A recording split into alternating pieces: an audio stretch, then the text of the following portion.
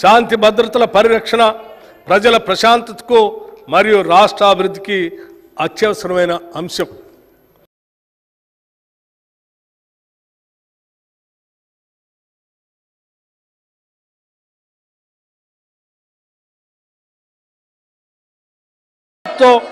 నేర ప్రవృత్తి పలు రూపులు దాల్చుతుంది.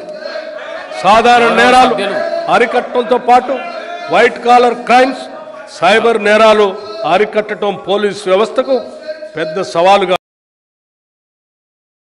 ధీటుగా ఎదుర్కొని వ్యవస్థను బలోపేతం చేసేందుకు సైబర్ సెక్యూరిటీ విభాగానికి అవసరమైన వాహనాలను ఇప్పటికే ప్రభుత్వం అందజేసింది. నేరాలను ఛేదించేందుకు ఆధునిక నేర పరిశోధనలో పోలీసులకు శిక్షణ ఇస్తున్నాం. సైబర్ క్రైమ్ ఫిర్యాదులను నమోదు చేయడానికి ఇంతకు ముందు ప్రజలకు కేవలం 4 సైబర్ క్రైమ్ పోలీస్ స్టేషన్లో మాత్రమే సదుపాయం ఉండేది. కానీ మా ప్రభుత్వం ఈ ఫిర్యాదులని రాష్ట్రంలోని అన్ని పోలీస్ స్టేషన్లో నమోదు చేసుకునేలాగా అవకాశం కల్పించాం. ఆన్లైన్లో సైబర్ క్రైమ్ ఫిర్యాదులు నమోదు చేసుకోవడానికి వెబ్సైట్ మరియు టోల్ ఫ్రీ నెంబర్కి విస్తృతంగా ప్రచారం కల్పిస్తున్నాం.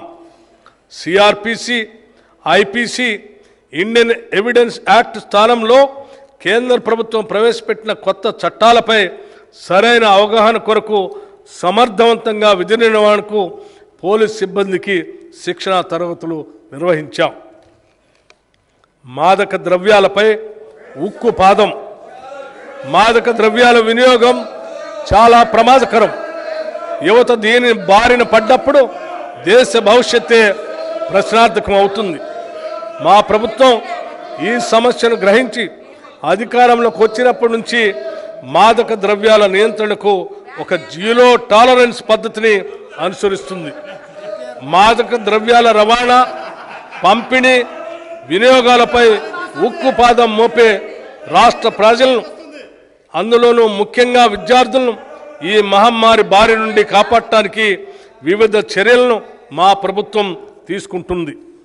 మాదక ద్రవ్యాల రవాణా మరియు వినియోగం చేస్తూ పట్టుబడిన వారు ఎంతటి గొప్పవారైనా, పలుకుబడి ఉన్నవారైనా ఉపేక్షించవద్దని అధికారులకి స్పష్టమైన ఆదేశాలు ఇచ్చాం.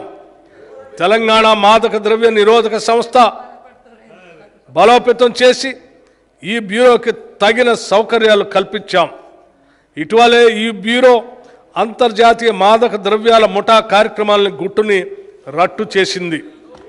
అన్ని పోలీస్ స్టేషన్ల పరిధిలోని విద్యా సంస్థలను స్థానిక పోలీసులు పరిశీలించేటట్లు మాదక ద్రవ్యాల నిర్మూలనపై విద్యార్థులకి అవగాహన కల్పించేటట్లు కార్యాచరణ ప్రణాళిక చేపట్టాం.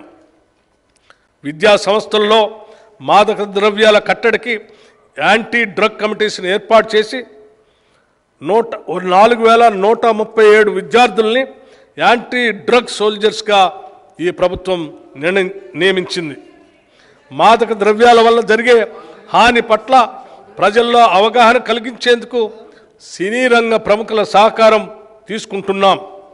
మాదక ద్రవ్యాలకు సంబంధించిన కేసుల పరిష్కారానికి ప్రత్యేక కార్యాచరణ రూపొందిస్తాం.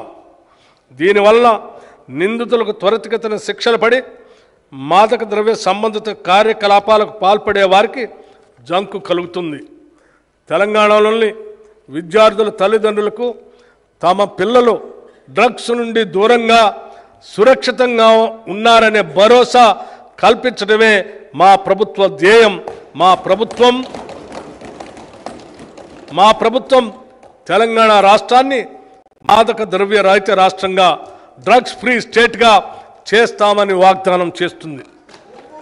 హోంశాఖకి ఈ బడ్జెట్లో 9,564 కోట్ల రూపాయలు ప్రతిపాదిస్తున్నాం.